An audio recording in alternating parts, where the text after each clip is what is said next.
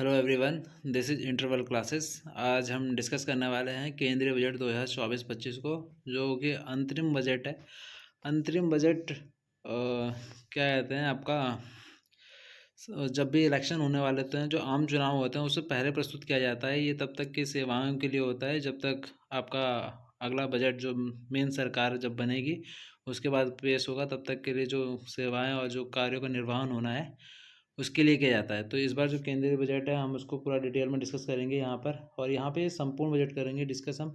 यहाँ पे हम ये देखने वाले हैं कि क्या आते हैं, बजट से क्या क्या सवाल बन सकते हैं और सारी की सारी चीज़ें। एक भी क्वेश्चन आपका इससे बाहर नहीं जाना चाहिए किसी भी एग्ज़ाम में। बेसिकली अगर आप देखेंगे, अगर आपका आर ओ मेंस का पेपर है या फिर आपका P U P P C S या किसी भी चीज़ का एग्ज़ाम है, पी सी एस का एग्ज़ाम है, कोई भी एग्ज़ाम है, तो उसमें अगर कोई बजट से क्वेश्चन आता है तो वो इससे बाहर नहीं जाएगा। अगर वो केंद्रीय बजट यानी जो हमारा अंतरिम बजट है उससे अगर सवाल आता है तो बाहर नहीं जाएगा। जो हमारा इस बार का अंतरिम बजट है वो पेश किया गया है 1 फरवरी 2024 को। 2024-25 में सरकार खर्च करेगी, कितने पैसे खर्च करने वाली है, तो 47.65 लाख करोड़ रुपए का जो हमारा बजट है इस बार वो रखा गया है। ठीक है, तो अब हम देख लेते हैं बेसिकली कि इसके प्रमुख बिंदु क्या हैं।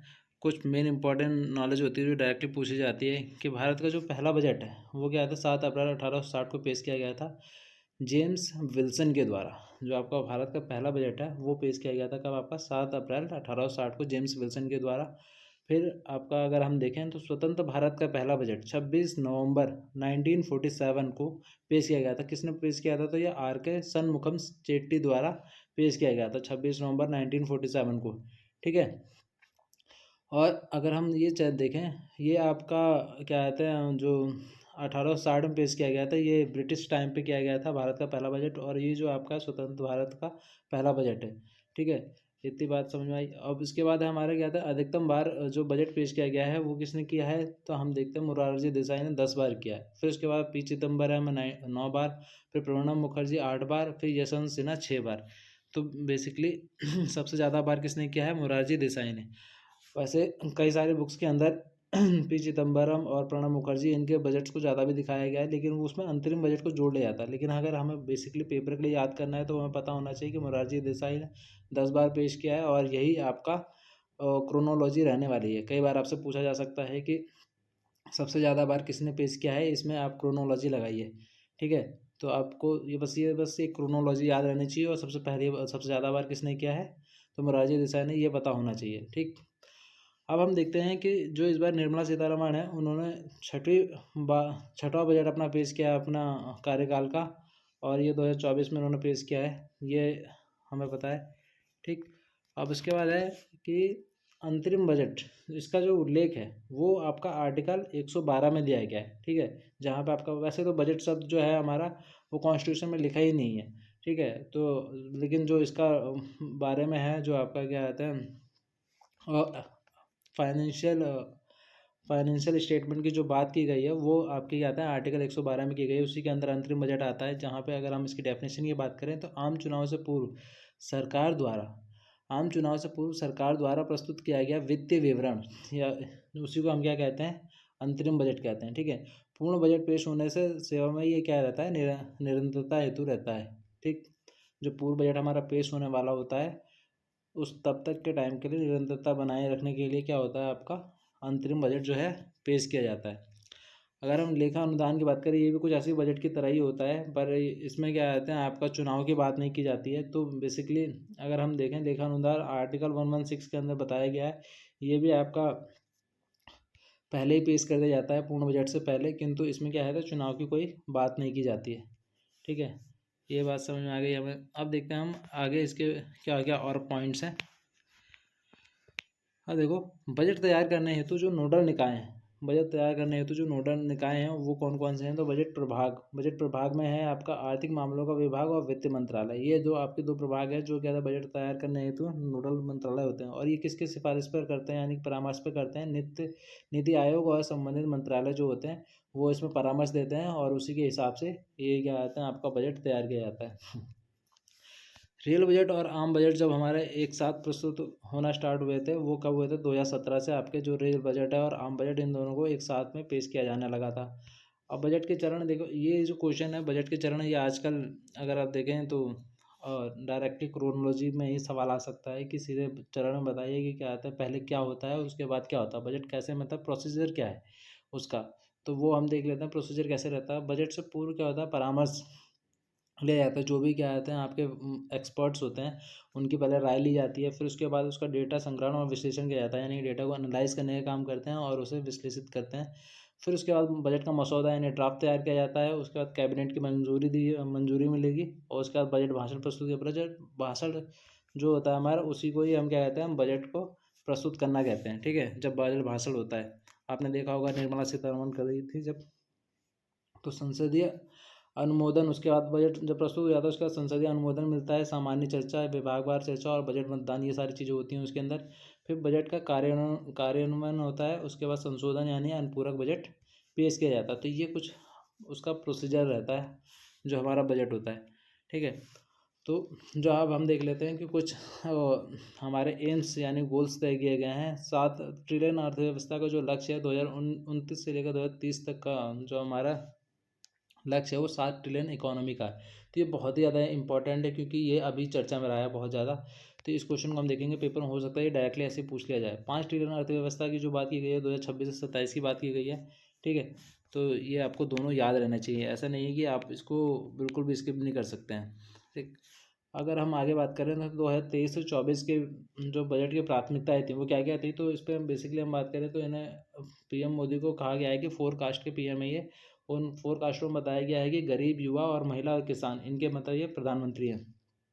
ठीक है, तो इनके बजट की बात की गई है, इन्हें प्राथमिकता दी गई है। अब अगर हम देखें तो गरीबी गरीबी बेसिकली पिछले 10 सालों में 25 करोड़ लोग बहुआयामी गरीबी से बाहर निकले। ये सारे डिस्कशन हमारे हो चुके हैं इसके अंदर, बजट के अंदर। तो पिछले 10 सालों में 25 करोड़ लोग बहुआयामी गरीबी से बाहर निकले हैं। पिछले 10 साल में औसत वास्तविक आय में वृद्धि की है 50%। अगर आप देखें बेसिकली पिछला जो अंतरिम बजट होता है इसमें आगे की बातें कम की जाती हैं, पिछले जो सरकार ने जो काम किए हैं उन पे ज़्यादा फोकस किया जाता है क्योंकि आगे उन्हें चुनाव इसी बात पे लड़ना होता है। तो यहाँ पे देखिए पिछले 10 साल में 25 करोड़ लोग क्या था बहुआयामी गरीबी से बाहर निकले हैं। पिछले 10 साल में औसत वास्तविक आय में जो वृद्धि देखी गई है वो 50% की है। वर्तमान में 98,374 रुपये जो है आपकी वास्तविक वो औसत आय है। ठीक है, तो और ये जो एवरेज रियल इनकम है, ये जो एवरेज रियल इनकम है ये इसमें कितनी परसेंट वृद्धि है आपकी, 50% है। ठीक, ये बात हमें समझ में आ गई।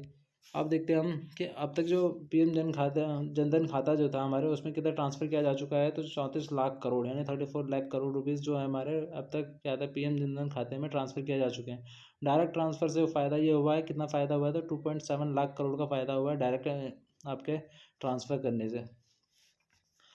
जीडीपी में अनुदान की अगर हम बात करें तो जीडीपी में जो अनुदान रहा है वो 7.3% का रहा है। और GDP sorry I forget, GDP का जो अनुमान रहा है वो 7.3% का रहा है 2024-25 के लिए। इस बार का लक्ष्य तय किया गया है।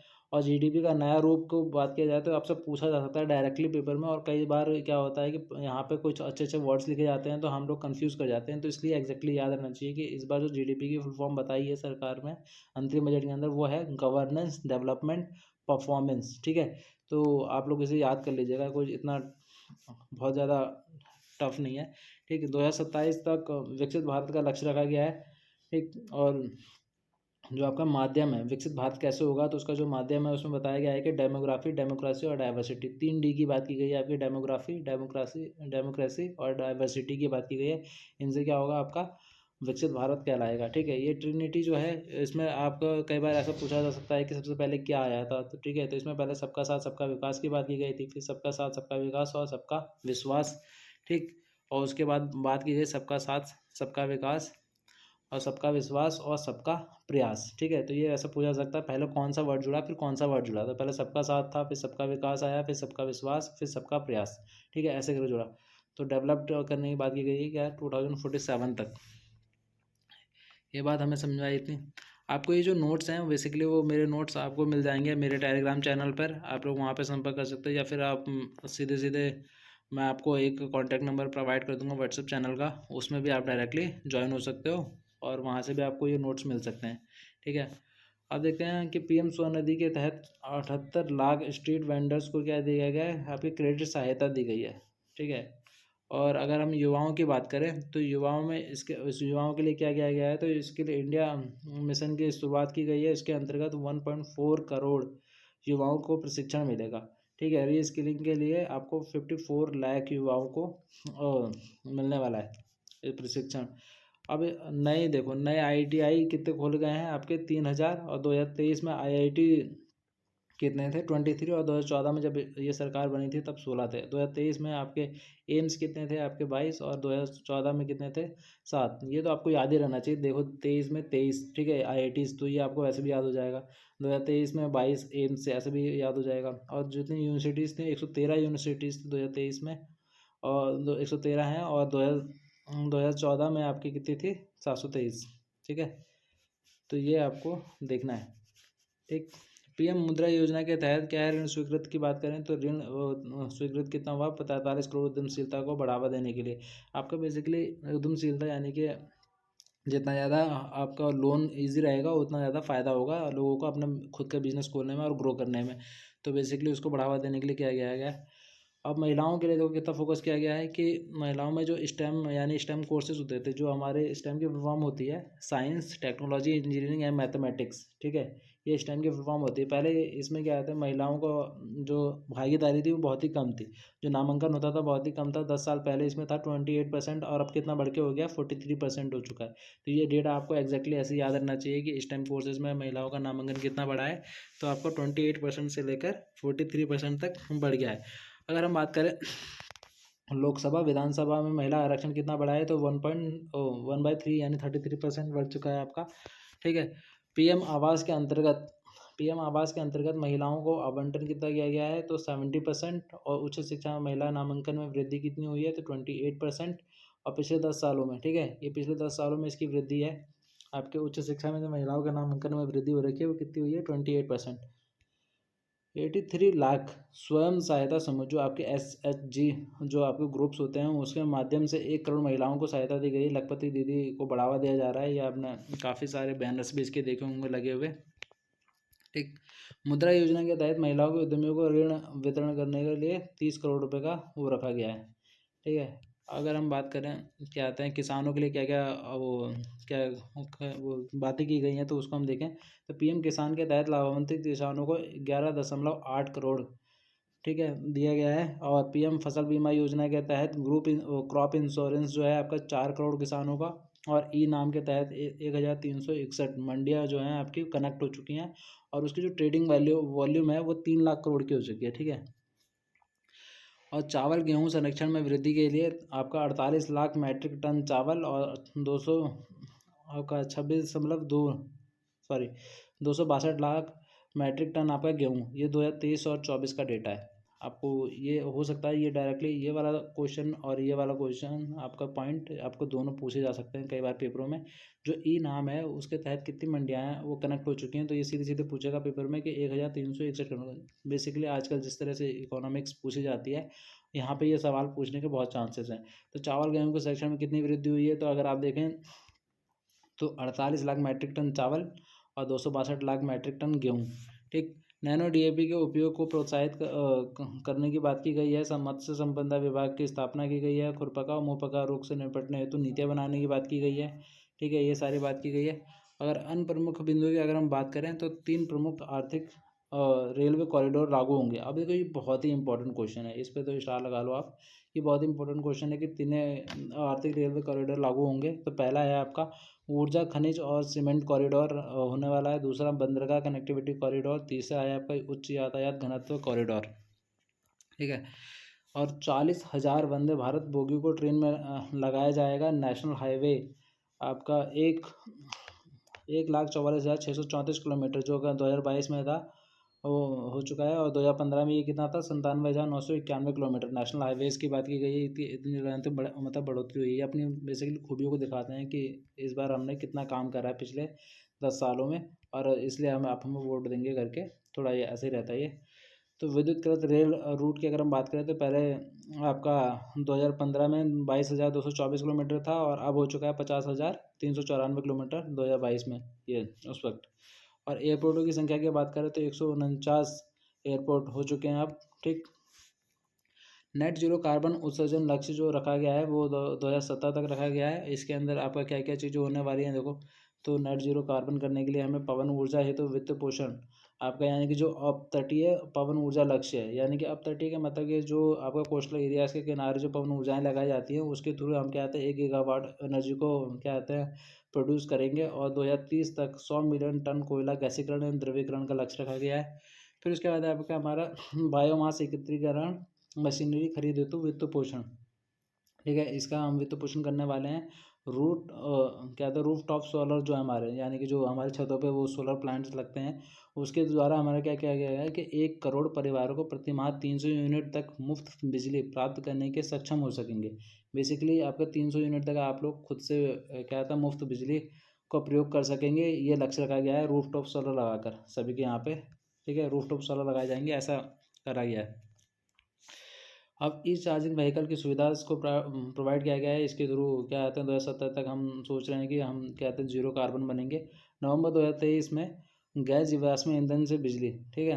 नवंबर 2023 में गैस जो हमारे गैस जीवाश्म ईंधन क्या होते हैं जो क्या आते हैं बेसिकली एनवायरनमेंट को हानि कम पहुंचाते हैं, वो गैस जीवाश्म ईंधन होते हैं, ठीक है। उनसे कितना आपको बिजली उत्पन्न करने की बात की गई है 43.9% बिजली उत्पन्न करने की बात की गई है, जो कि 2004 में 30% थी और 30.4% और 2014 में 32.3% है, ठीक।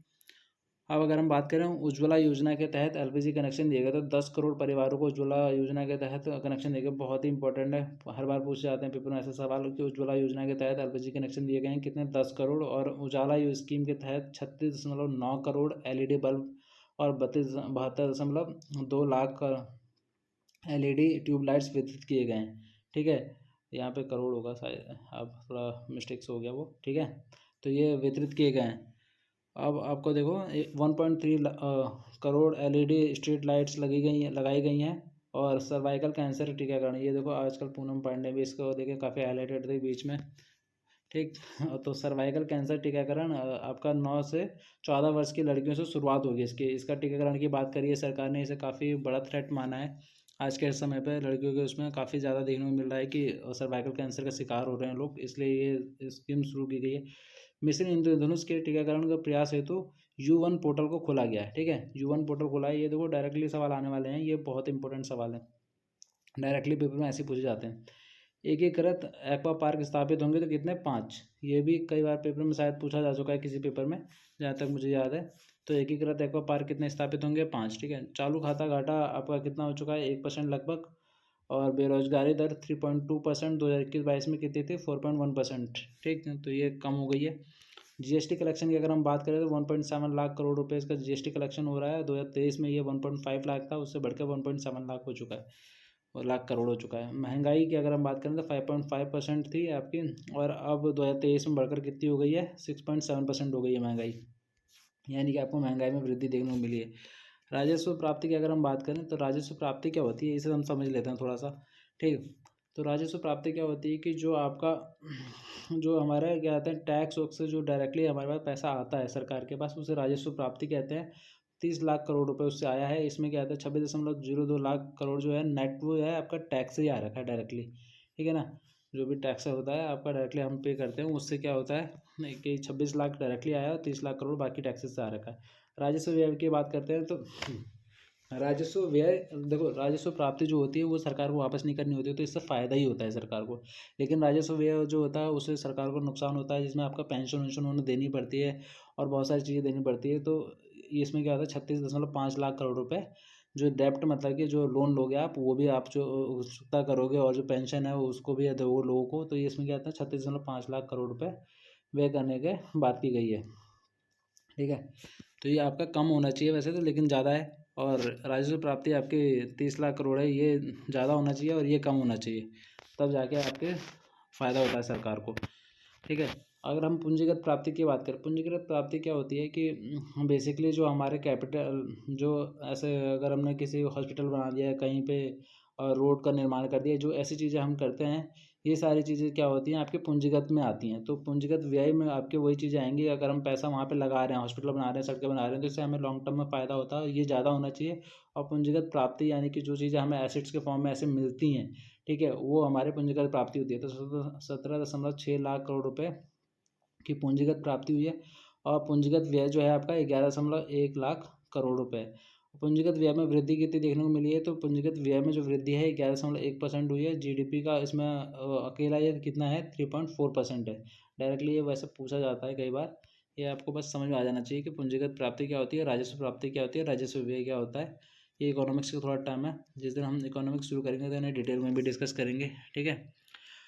राजकोषीय घाटा की बात करें अगर हम, तो राजकोषीय घाटा हमारा 5.1% रहा है। 2025-26 तक ये 4.5% से कम करने का इसे लक्ष्य रखा गया है। राजस्व घाटा जो हमारा है वो 2%, प्राथमिक घाटा हमारा 1.5% और प्रभावी राजस्व घाटा जो है हमारा 0.8%, ये हमारा रहने वाले हैं 2024 से 25 के बीच में, ठीक है।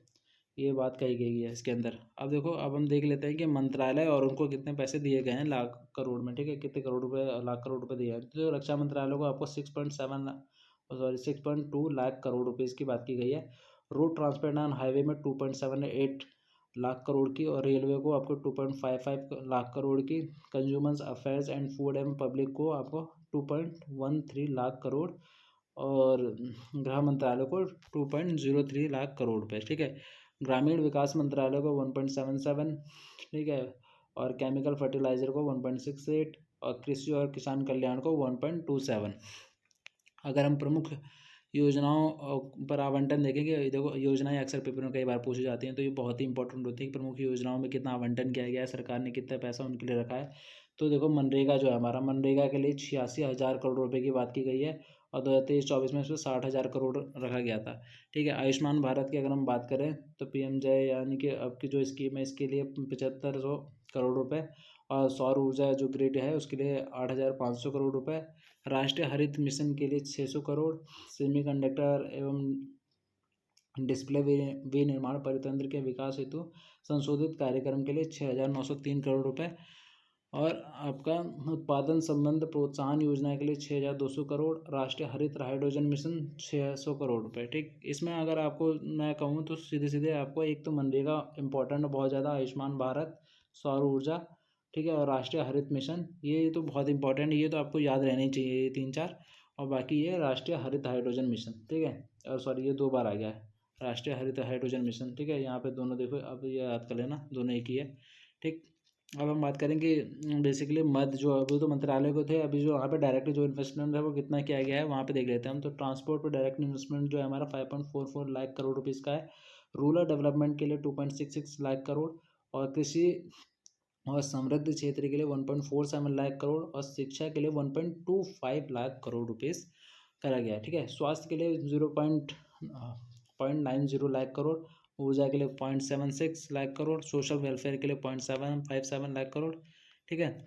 ये तो रही इतनी बातें। अब हमारा इंपॉर्टेंट आता है कि पैसा आता कहाँ से है और कितना पैसा आता है। ये देखो बहुत ही ज़्यादा इंपॉर्टेंट होता है, इससे हर बार सवाल पूछे जाते हैं, और बेसिकली आपके जो 3 नीचे के दिख रहे हैं यहाँ से क्रोनोलॉजी लगाने को आ जाता है पेपर में डायरेक्टली, ठीक है। तो ये हमें पता है कि रुपये जो हमारे पास आता है वो कहाँ से आता है मैक्सिमम, तो वो आता है उधार और अन्य देयताओं से, सबसे ज़्यादा आता है 28%। यानी कि जो भी हम उधार लेते हैं, लोन लेते हैं बाकी जगहों से, वहाँ से कितना आता है 28%। और आपका फिर उसके बाद आता है हमारा आयकर, यानी जो इनकम टैक्स है वहाँ से आता है 19%, फिर GST से आता है 18%, फिर निगम कर से आता है 17%, और केंद्रीय उत्पाद शुल्क से 5%, और सीमा शुल्क से 4% आता है, ठीक है। और क्रोनोलॉजी लगाने के लिए आएगा आपको, तो यहाँ पे ये तीनों से पूछा जाएगा कि आयकर, GST और निगम कर दे दिया जाएगा। फिर कहा जाएगा कि आप क्रोनोलॉजी लगाइए किससे ज़्यादा आता है किससे कम, क्योंकि ये सीरीज में है। देखो निगम कर 17%, GST 18%, आयकर 19%। तो बेसिकली पीसीएस के एग्जाम्स में ऐसे ही डायरेक्टली पूछ दिया जाता है आपसे। और रुपये अगर हम बात करें कि रुपये जाता कहाँ पे है, तो देखो ब्याज अदायगी, मान कि लोन से सबसे ज़्यादा पैसा आ रहा है तो आप उसमें क्या करोगे, आप इंटरेस्ट भी पे करोगे, तो सबसे ज़्यादा आप इंटरेस्ट पे कर देते हो 20%, और उतना ही आपको क्या कहते हैं राज्यों को जो हिस्सा जाता है उतना ही जाता है 20%, जो राज्यों का हिस्सा होता है वो 20% जाता है। और अगर हम बात करें केंद्रीय क्षेत्रीय योजनाओं को 16%, फिर केंद्रीय प्रायोजित योजनाओं का 8%, और डिफेंस का बजट और पेंशन का बजट दोनों डायरेक्टली पूछा जाता है कि इन पे कितना लगा वो दिया जाता है। तो रक्षा के लिए 8% का रखा गया है, पेंशन के लिए 4% का रखा गया है। अगर हम बात करें प्रत्यक्ष कर प्राप्ति, ठीक है, तो प्रत्यक्ष कर प्राप्ति यानी कि आपका जो डायरेक्ट टैक्स है उसके द्वारा 2024-25 में 6.7% था वो GDP का, और अप्रत्यक्ष यानी कि इनडायरेक्ट वाला जो था वो कितना था 4.9% था GDP का। टोटल दोनों मिलाकर 11.7% कुल टैक्स प्राप्ति होने की बात की गई है, ठीक है। And thank you so much. अगर आपको ये लेक्चर मेरे पसंद आ रहे हैं और थोड़ा बहुत मेरा कंटेंट सही लग रहा है तो हो सकता है मेरे बोलने में थोड़ी बहुत दिक्कत होगी। अभी मैं धीरे धीरे एक ग्रोइंग चैनल है तो मैं धीरे धीरे इसमें काम करूँगा। अगर आपको लाइक कमेंट और सब्सक्राइब करना है, अगर आपको कंटेंट पसंद आ रहा है तो आप लोग कर सकते हैं। एंड बाकी अगर आपको जो PDF चाहिए वो मैं आपके मेरे टेलीग्राम चैनल पर डाल दूंगा। अभी वहाँ पे कुछ भी मैंने किसी को ऐड नहीं किया, अभी नया नया चैनल बनाया है तो आप लोग उसमें फटाफट ऐड हो सकते हैं ताकि वहाँ पे मैं कंटेंट डालना स्टार्ट कर दूँ। And thank you so much.